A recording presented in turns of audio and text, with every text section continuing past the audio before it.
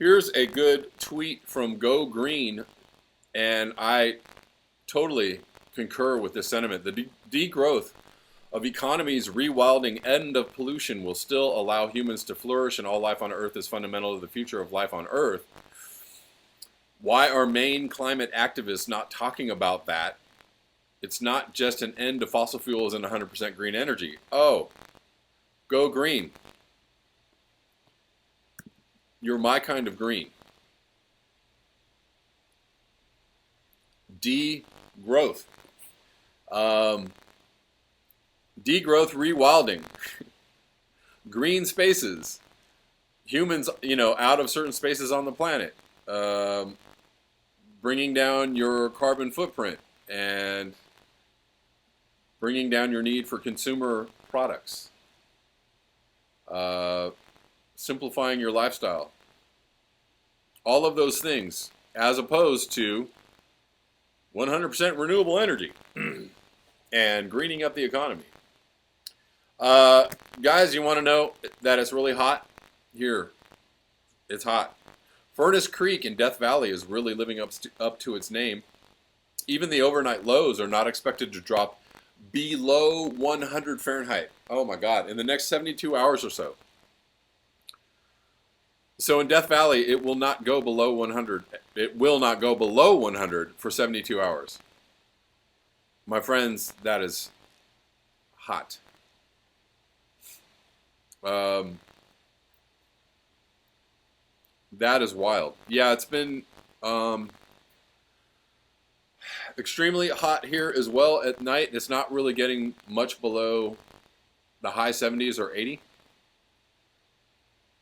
Keith Hayes, some people are not into green spaces, right? Yeah, it's how many ways can I say it? It's very hot here.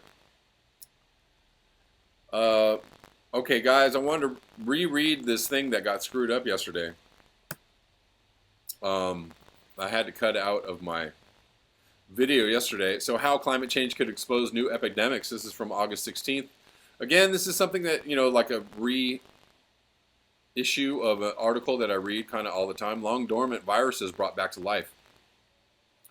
The resurgence of deadly and disfiguring smallpox, a dengue or Zika season in Europe. These could be disaster movie storylines, but they are also serious and increasingly plausible scenarios of epidemics unleashed by global warming, scientists say. The COVID-19 pandemic that has swept the globe and claimed over 760,000 lives so far almost certainly came from a wild bat, or almost certainly didn't, but whatever. Depends on how you're looking at it. Highlighting the danger of humanity's constant encroachment on the planet's dwindling wild spaces. But the expanding ecological footprint of our species could trigger epidemics in other ways too. Climate change already wreaking havoc. With 1 degree Celsius of warming is also emerging as a driver of infectious disease, whether by expanding the footprint of malaria and dengue-carrying mosquitoes or defrosting prehistoric pathogens from the Siberian permafrost. Ignorance is our enemy all day, every day. In my darkest moments, I see a really horrible future for Homo sapiens because we are an animal. Oh, tell me more. Tell me more about how we're an animal. And when we extend our borders, things will happen to us, said Birgitta Evengard, a researcher in clinical microbiology at Umeå University in Sweden. Our biggest enemy is our own ignorance, she added. Nature is full of microorganisms. Is it now? Think of permafrost and climate change. Time bomb spread across Russia, Canada, and Alaska that contains 3 times the carbon that has been emitted since the start of industrialization. Even if humanity manages to cap global warming at under 2 degrees Celsius, the cornerstone goal of the 2015 Paris Climate Agreement, the permafrost area will decrease by a quarter by 2100. Really, is that true? 2100 seems far away. Considering that everything is happening 80 years ahead of schedule, maybe we could just say that's happening too. According to the UN's Climate Science Panel, the IPCC. 2015 is so long ago, guys. It's 5 long years ago. And climate change has reared its ugly head in just 5 years, making all of those forecasts extremely outdated. Then there are permafrost hidden treasures Microorganisms can survive in frozen space for a long, long time, said Vladimir Romanovsky, a professor of geophysics at the University of Alaska in Fairbanks. As ground thaws, once frozen soil particles, organic material, microorganisms that have been locked away for millennia are carried toward the surface by water flows, he explained. That's how thawing can spread these microorganisms into present-day environments. There are already examples of ancient, long-frozen bugs coming to life. When you put a seed into soil that is then frozen for thousands of years, nothing happens, said Jean-Michel Claverie, an emeritus professor of genomics at the School of Medicine in Aix-Marseille University in France. But when you warm the earth, the seed will be able to germinate, he added. That is similar to what happens with a virus. Claverie's lab has successfully revived Siberian viruses that are at least 30,000 years old. These reanimated bugs, where's this lab and how safe is this lab? How secure is this lab? These reanimated bugs only attack amoebas, but tens of thousands of years ago there were certainly others that aimed higher up the food chain. Neanderthals, mammoths, woolly rhinos all got sick, and many died, said Claverie. Some of the viruses that cause their sicknesses are probably still in the soil. The number of bacteria and viruses lurking in the permafrost is incalculable, but the more important question is how dangerous they are. And here scientists disagree. Anthrax shows that bacteria can be resting in permafrost for hundreds of years and be revived, said Evangard in 2016. A child in Siberia died from the disease, which had disappeared from the region at least 75 years earlier. And then there are 2-million-year-old pathogens. Yay, this case has been attributed to the thawing of long-buried carcasses, but some experts counter that the animal remains in question may have been in shallow dirt and thus subject to periodic thawing. Other pathogens, such as smallpox or influenza strain that killed tens of millions of people in 1917 and 1918, may also be present in the subarctic region. But they have probably been inactivated, Romanovsky concluded, probably, in the study published earlier this year. Anyways, guys, you know this is happening. You know all about this. And I'm going to add my totally unscientific theory. Going South said people should fear water rising, not bugs reawakening. Okay. Andy the Gardener says the dormant viruses will be disappointed. All the animals they used to infect have been made extinct.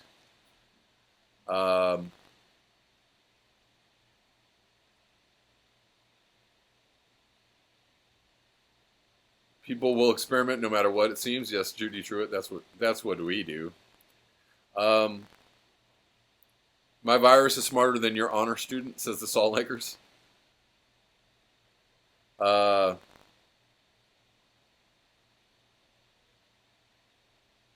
Yes, Keith Hayes, a bigger virus threat is just the fact of environmental disruption. Yeah, and that's what I wanted to add. Here's my unscientific theory. Thank you, Poppy Davis. That climate change, the alteration of how our bodies react to bacteria and viruses, etc., and how viruses mutate, how viruses move about nature and infect animals and other humans, or humans and other animals, that's what I meant to say. All of these things will be extremely altered, right, by climate change. All of these interactions will be altered and probably made more random. And that's just my theory. Annie Truman, okay. Be well. You know the thing, right? Yeah, so, yeah, viruses are going to, viruses, bacteria, etc., microbes, whatever it might be, are going to change. How we interact with all of these things is going to change. Woo! Excuse me, that one just came on me. All of these things, interactions are going to change extremely in the next few years. Probably in the next decade, we're going to see many more pandemics or many more people dying mysteriously of things that, we're going to see people just spontaneously combust. Whatever it might be. Poppy Davis, thank you, Poppy, thank you. Dehydration as well. The human virus is the most deadly virus. There's that too. So anyways, let's move on to the last thing I wanted to read today. And I would leave you with this. This is an opinion about climate change from someone named Johan Rockström. Why we need to declare a global climate emergency now. It is cheap insurance for future generations to match the risk with action to preserve ecosystems we all need. This is from July 27th, 2020. Our planet is no longer stable. Old certainties about the climate are evaporating as rising greenhouse gas emissions accelerate global warming. In June, a city in the Siberian Arctic recorded a temperature of 38 C, 10 C higher than the seasonal average. Data show that the Arctic is heating up twice as fast as the rest of the planet. Meanwhile, the South Pole is warming at 3 times the global rate. There is evidence that parts of Antarctica have crossed tipping points, and that ice will melt irrecoverably on a vast scale. Deforestation of the Amazon rainforest is diminishing its capacity to store carbon. As early as 2035, it may flip from being a repository. I thought that already happened. I thought that was a done deal, 2035. It may flip from being a repository of carbon to an emitter, making it more difficult to restabilize the climate. We can say with a high degree of certainty that the conditions on the planet over the past 10,000 years since leaving the Ice Age have been astoundingly clement relative to the preceding million years. Not too hot, not too cold, and critically predictable, allowing us to develop societies as we know them today. With each decade that passes, scientists have to reach further back in time to find comparable atmospheric conditions.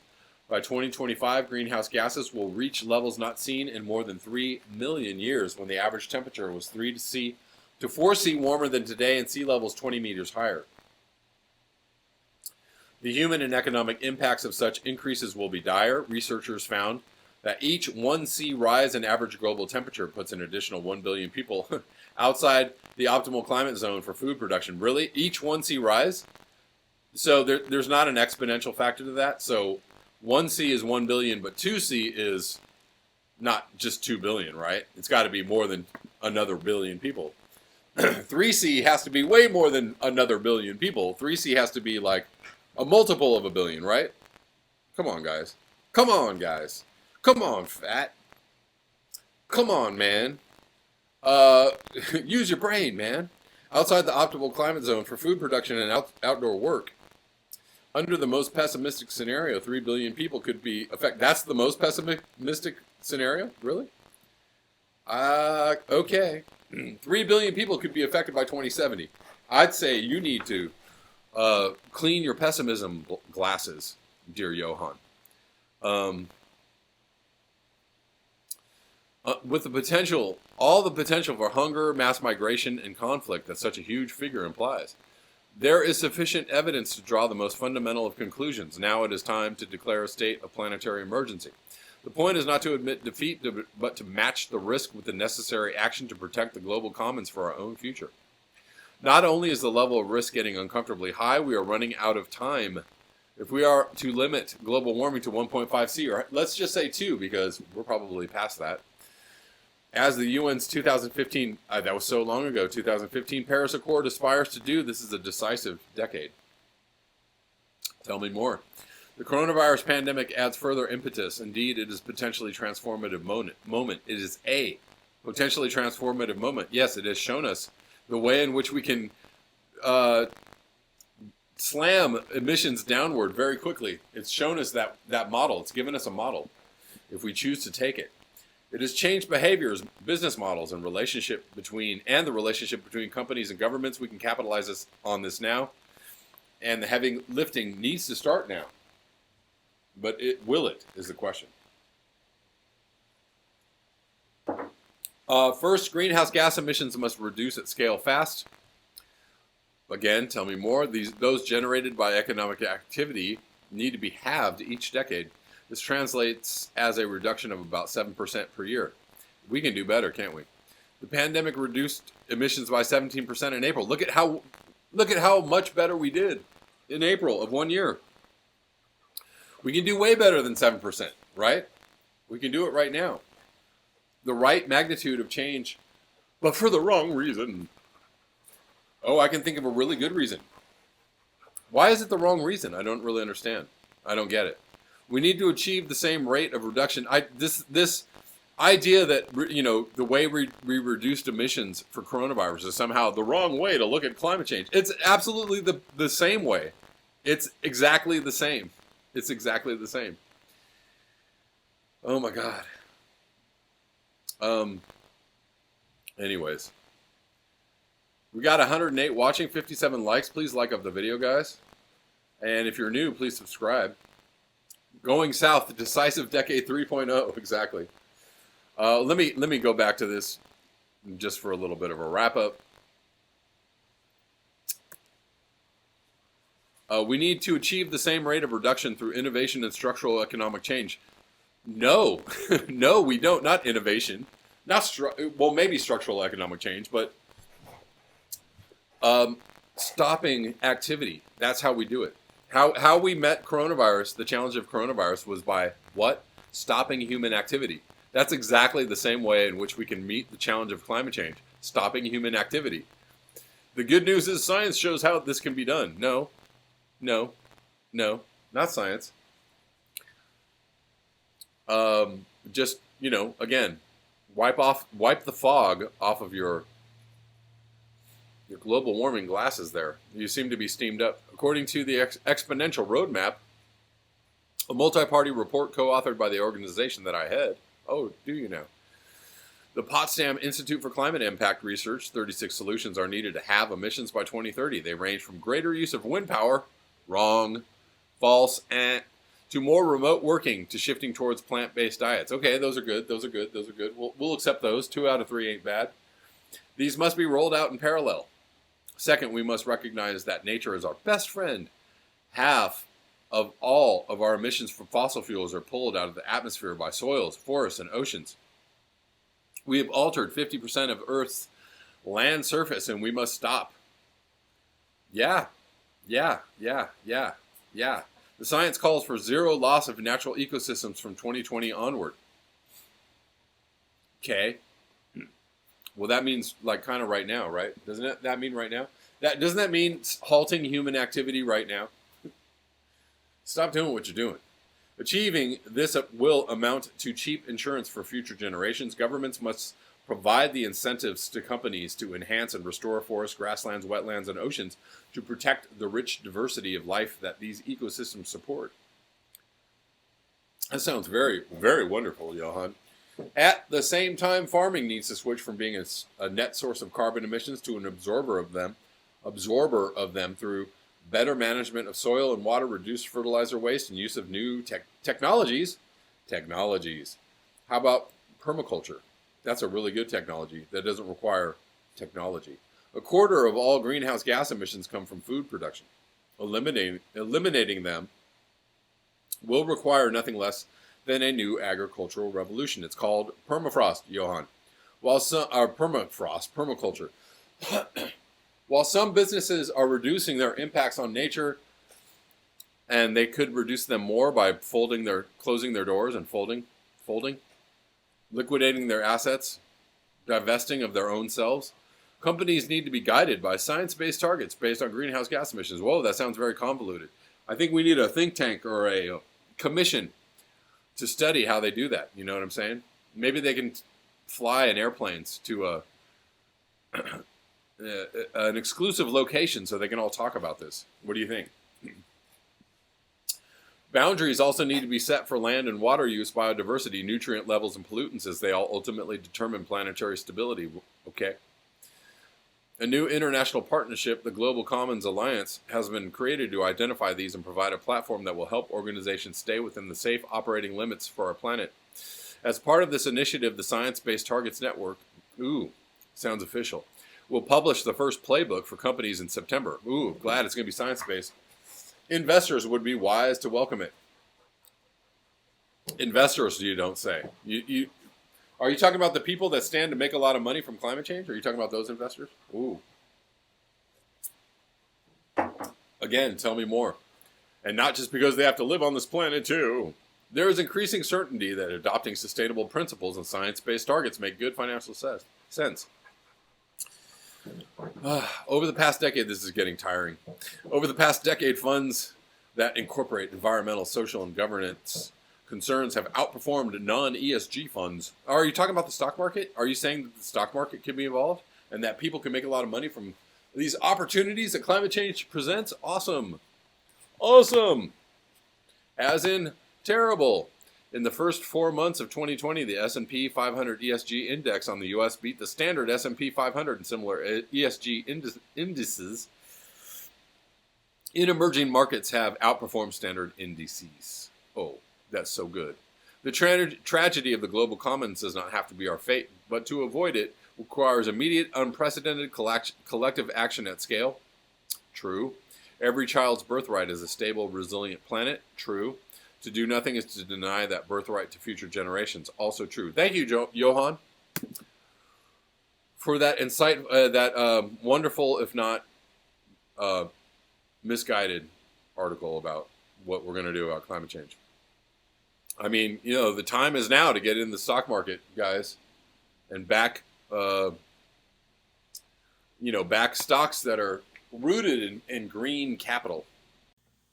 Hey guys, remember to like, share, and subscribe, and you can support the channel at the links below, PayPal, Patreon, Square. Also, if you'd like to watch the live streams, you can watch the live streams on my Patreon channel. You can subscribe for as little as $1. So hopefully I will see you over there, and thanks so much.